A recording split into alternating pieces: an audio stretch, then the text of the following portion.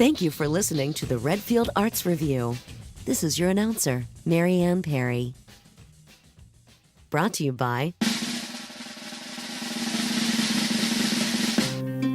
Alone, the Life of Poe.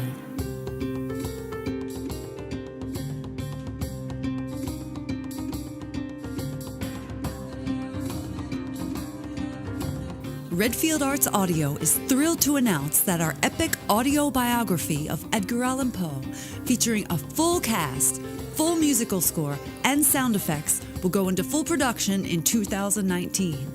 Over the coming weeks, we will begin to announce the stellar cast for Alone, the Life of Poe, the voices that will bring the world and life of the great writer, poet, and critic to life. Our campaign launches on Poe's birthday, January 19th, 2019. Join us and let's bring Poe to life.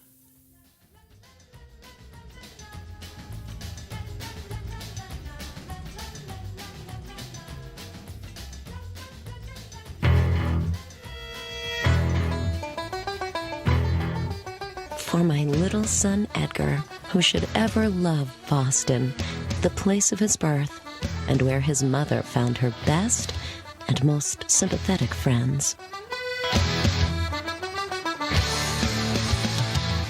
For the next hour or so, we'll be honoring the great American poet, critic, and writer by taking you to Boston and to the events and to the people who have worked to keep Poe and his life and his works alive in the public consciousness.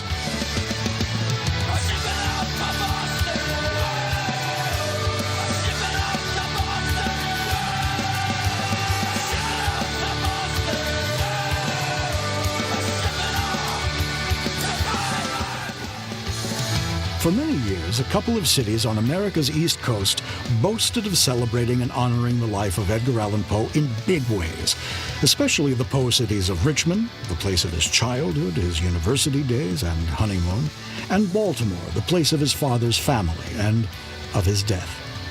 Baltimore in particular was known by Poe fans all over the world for the spectacular funeral they gave Poe in 2009 in celebration of his bicentennial, and for the great birthday programs held for many years at Westminster Hall, the site of Poe's grave. But one city, over the years, was particularly absent in its celebrations, its voice silent. And this was odd to many, as it's the place where Poe was born, Boston, Massachusetts. Most people, when they hear the word Boston, they think of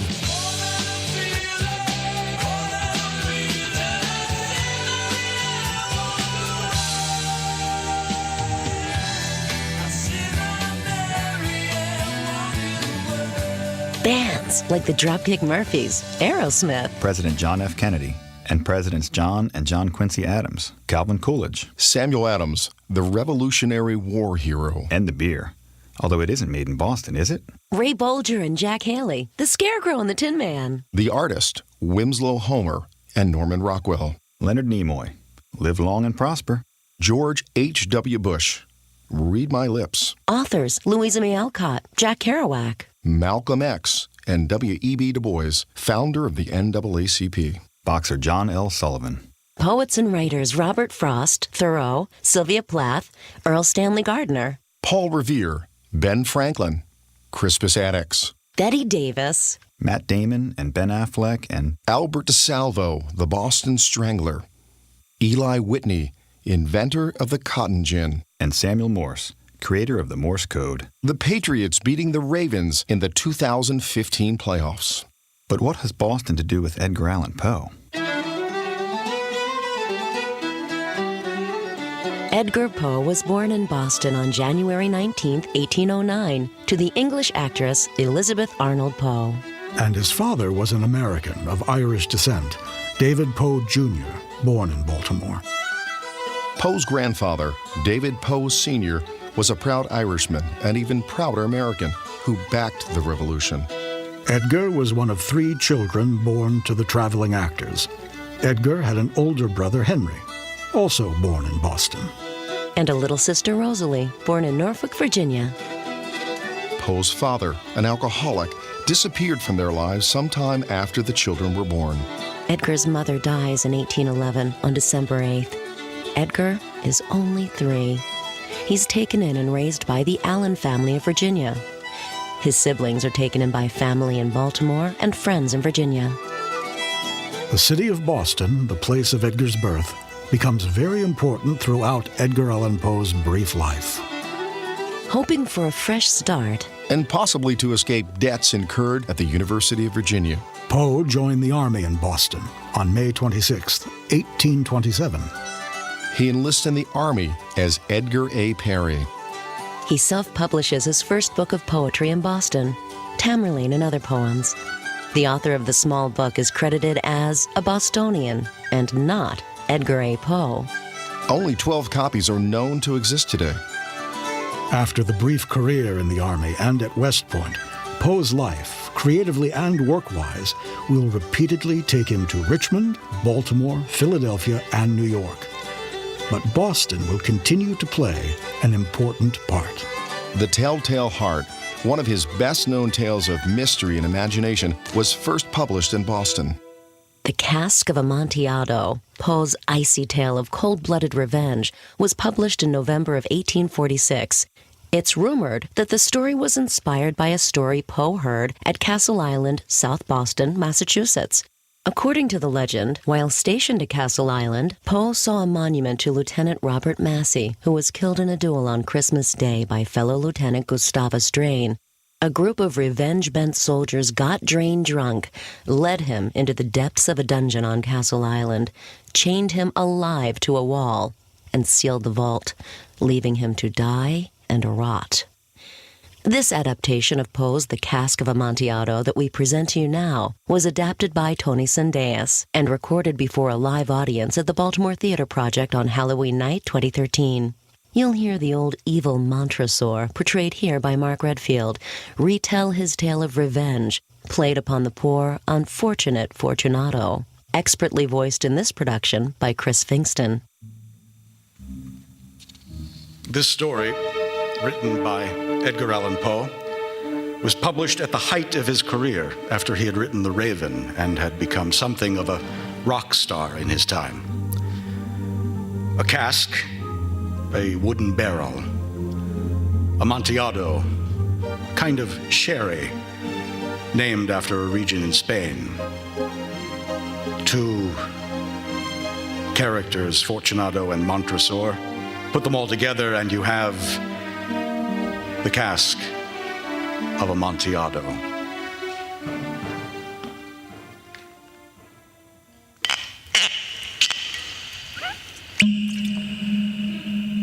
I remember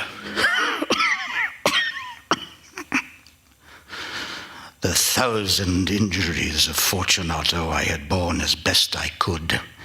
But when he ventured upon insult, I vowed revenge.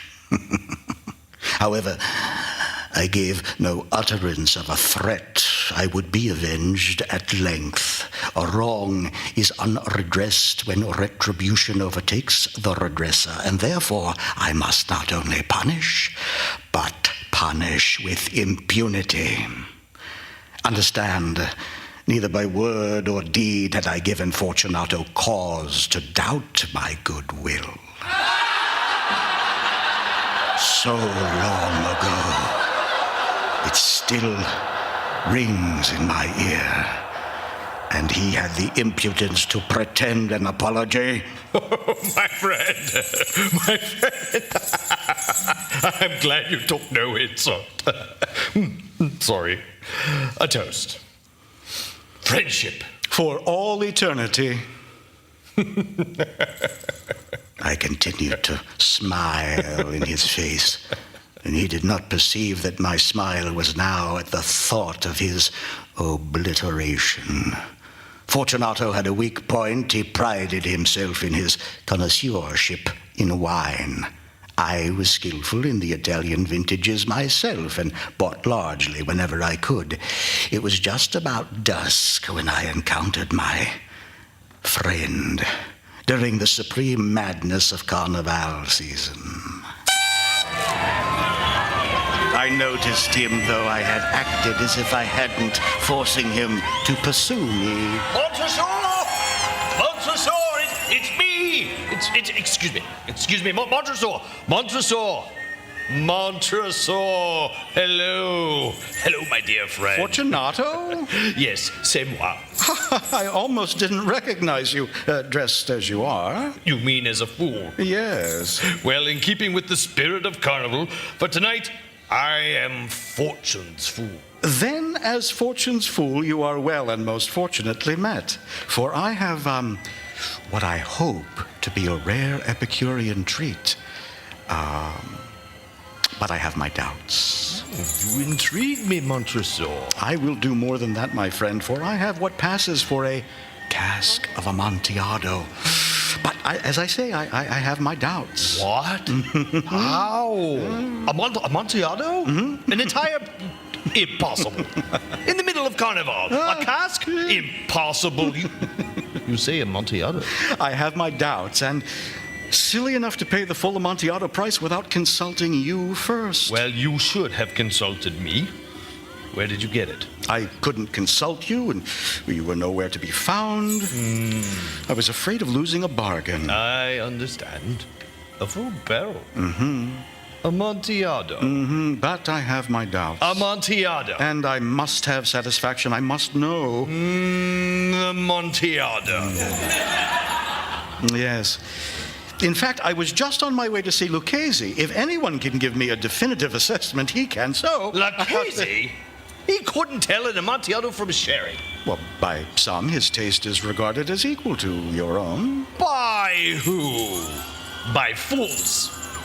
Don't insult me, Montresor. No insult intended. Well, then, none taken. It is unfortunate. What is? Well, I'm on my way to meet my good wife, the Lady Fortunato. Oh. Were it not for this, I would return with you now to give you my assessment. That is unfortunate. Well, I suppose I have no recourse but to keep my appointment with Lucchese. Good day, Fortunato. Oh, wait. Let me think a moment.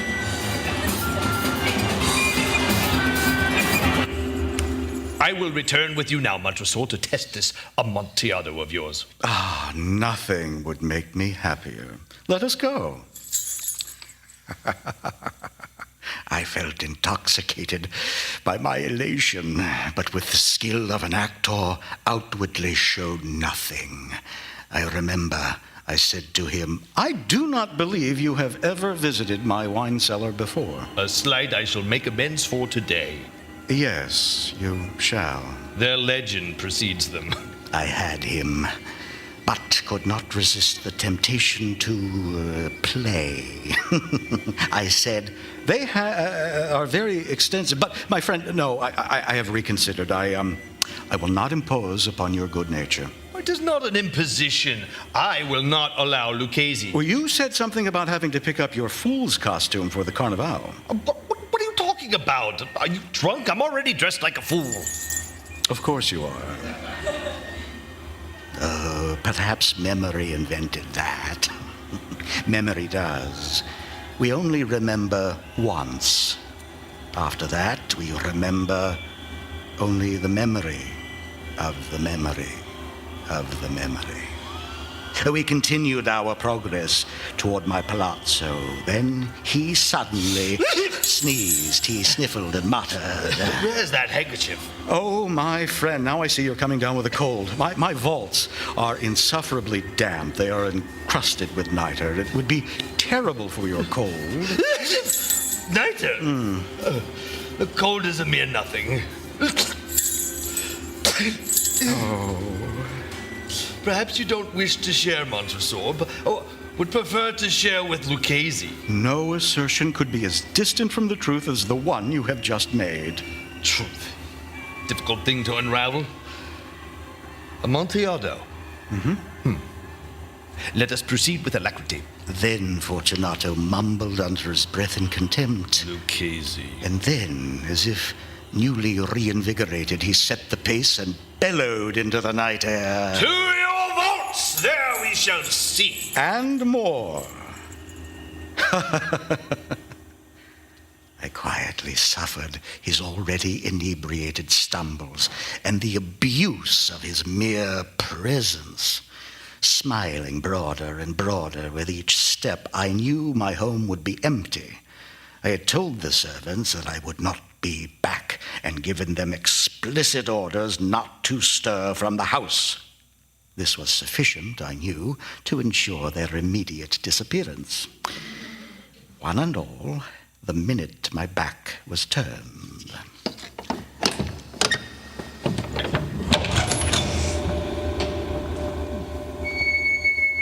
You have a nice home, Montresor. Its modest nature does not detract from its charm. This way. I cannot wait. Nor I. I took from their sconces 2 detachable lanterns and handed one to Fortunato. Ah, very clever. Thank you, Montresor. I bade Fortunato to be careful on the spiral stairs.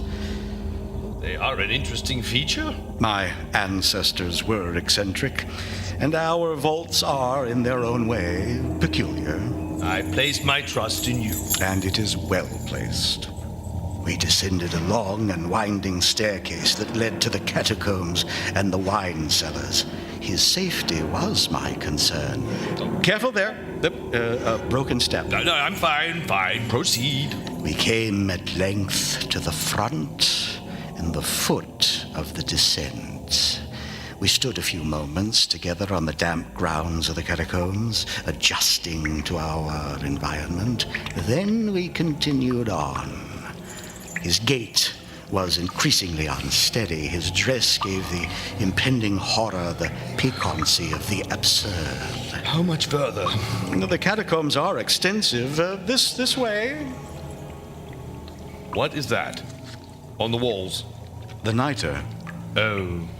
Oddly beautiful in its own way, though it does not contribute to the health of the air. No, indeed not. Notice also the quite intricate webs of the multiplicity of spiders. I have never seen specimens so massive in their construction.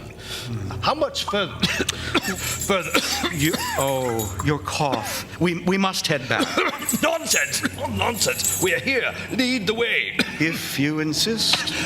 There is always Lucchese. I insist. Onward. Of course. Now we must navigate through this narrow archway. And a sharp turn here.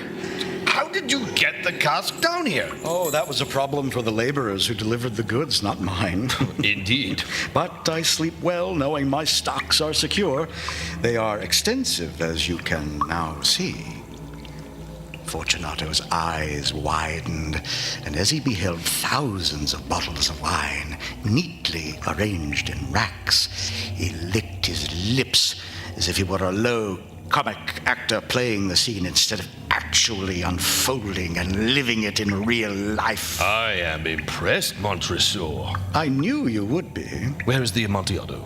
What you see here is but a portion of my wine cellar. The rarities are located further on. Indeed.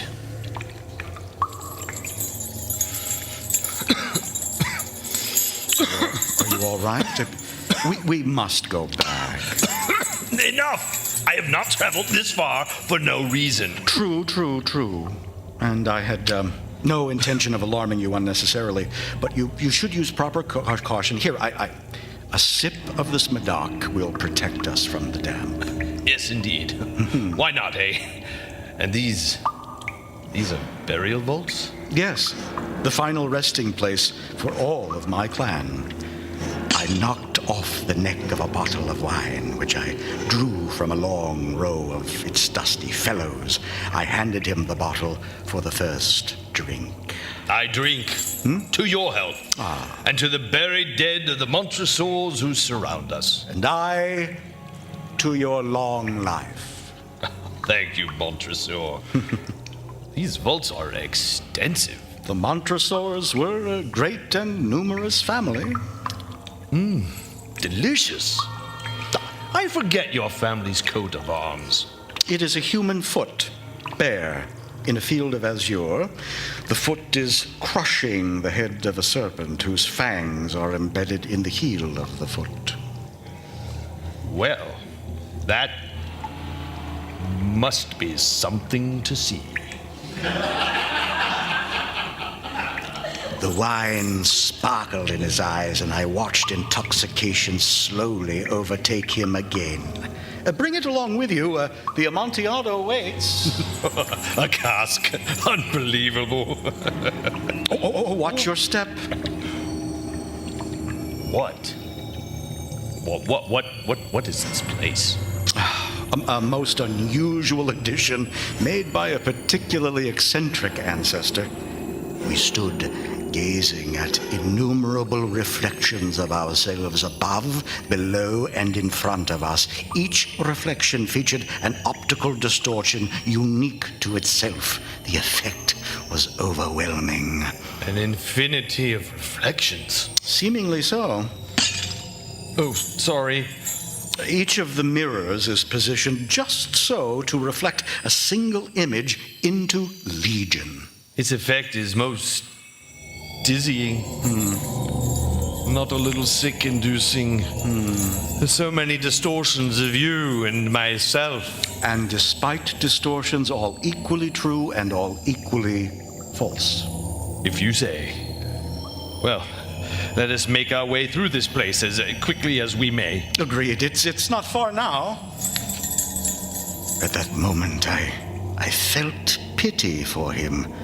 A strong emotion which was, before long, replaced with the even stronger taste of contempt, which made me smile. We proceeded. His eyes flashed with a fierce light. He laughed and gesticulated his hand and arm in a way that escaped me. You do not comprehend? He gestured again. I stared at him. No, what is it? Then you are not of the Brotherhood. I thought not. How? You are not of the Masons. But I am. You? Impossible. A Mason. Yes, a Mason. The sign. Then, if you are in fact a Mason... Here. I answered by producing a trowel from beneath the dark folds of my cloak. You toy with me, Montresor. Very good. I see you must be a Mason then. Very good indeed. An excellent jest. But let us proceed to the Amontillado. Your wish. We journeyed further into the bowels of the recesses, and then, at long last, we have arrived. Finally. Let us hope it was worth the trip. I am sure it will be. What in God's name? The walls were lined with human remains, piled to the vault overhead in the fashion of the great catacombs of Paris. 3 sides of this interior crypt were still ornamented in this magnificent French manner. From the 4th, the bones had been thrown down and lay promiscuously upon the earth, forming at one point a mound of some considerable size. These bones and the smell. The unsanctified remains of enemies long past. Look just ahead. Do you see where the bones cover that small opening? The Amontillado? I nodded and led him toward the dark chamber. We displaced the foul bones until the path was clear enough for us to proceed. Quite an adventure I've gotten into tonight. But help me move these aside. We displaced the foul bones until the path was clear enough for us to proceed. Don't be squeamish. Squeamish? Here, the cast is in this recess. Here? Why, the lantern barely pierces the dark. I had to keep it secure, given its value. Quite so. I don't understand why my buyers didn't hear of this. Happenstance. After you. After roughly 15 feet, we were stopped by a granite wall. For a nearly comical moment, my friend stood stupidly bewildered. In the next moment, I realized a deft maneuver I had practiced countless times for the occasion. Grabbing a chain and shackle, I fettered him to the granite. I forced both hands above his head. The bottle dropped. His hands completed their startled journey, arriving at their terminus in the shackle, which was immediately locked. Withdrawing the key, I stepped back from the recess. Montresor! Feel the damp? It is excessive, and I dimly perceive an astonishing number of webs for such a small enclosure. Once more, I implore you to return. Please? No? Then I must leave you, but first... What? The Amontillado? I thought we were... I render you my best. All right. Enough carnival frivolity. Don't leave. Montresor, please don't leave me. Surely this is a joke. We're Montresor!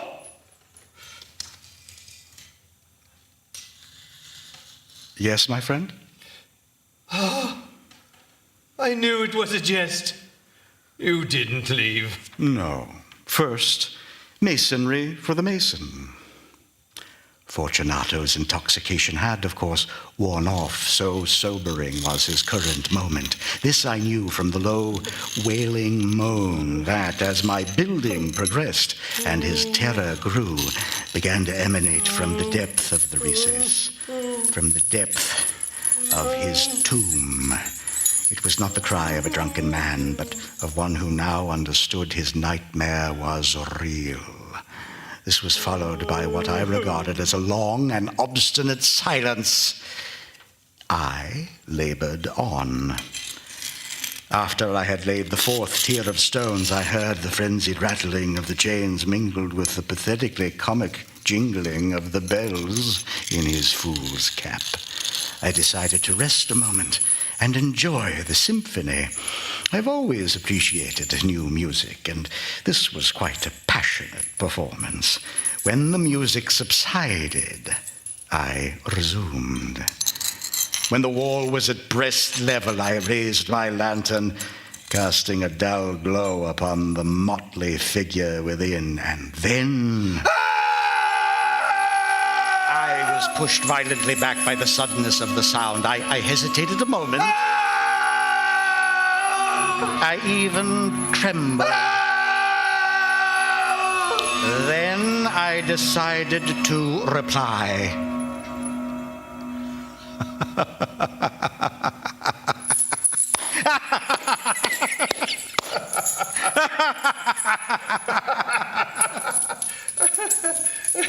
It was nearly midnight. My labors were nearly complete. There was now but one stone remaining to be placed in the wall. I readied the heavy stone, but before I placed it, I heard... An excellent jest. We shall have many laughs over it in the future at your palazzo. Over wine? Amontillado. Yes, Amontillado. But now the hour is late. Come, we must be going to the palazzo. There my wife and the others are friends. Please? Why? My wife? Oh, I will take care of the Lady Fortunato, as I always have been. A lie. I added that merely to enhance the suffering of his final suffering. Montresor, for the love of God. Yes, for the love of God. My heart grew sick. I hastened to make an end to my labor. I forced the last stone into its position and plastered it up. Against the new masonry, I resurrected the bones as they were before. I left, and I did not return. For half a century, no mortal has disturbed the tomb. And then, today, this evening, the anniversary of the deed, out of some strange species of curiosity, I have returned. Everything seemed as it was that night long ago, but as I grew closer, I saw the stones had been displaced. And then I heard.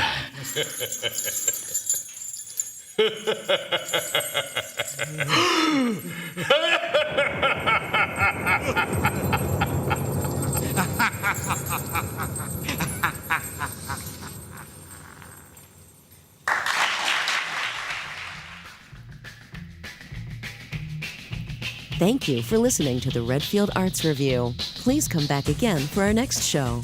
The Redfield Arts Review and the original content of this program is copyright the Marc Redfield Company. Shopping for Explosives by Coconut Monkey Rocket. Licensed under Attribution Non-Commercial International License. All other content used by permission of the respective rights holders or used for educational and informational purposes. Original music, sound design, and engineering is by Jennifer Rouse. This is your announcer, Mary Ann Perry.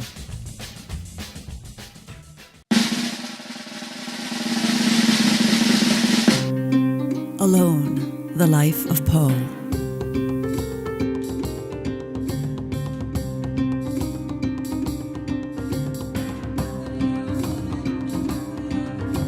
Redfield Arts Audio is thrilled to announce that our epic audio biography of Edgar Allan Poe, featuring a full cast, full musical score, and sound effects, will go into full production in 2019. Over the coming weeks, we will begin to announce the stellar cast for Alone, the Life of Poe, the voices that will bring the world and life of the great writer, poet, and critic to life. Our campaign launches on Poe's birthday, January 19th, 2019. Join us and let's bring Poe to life.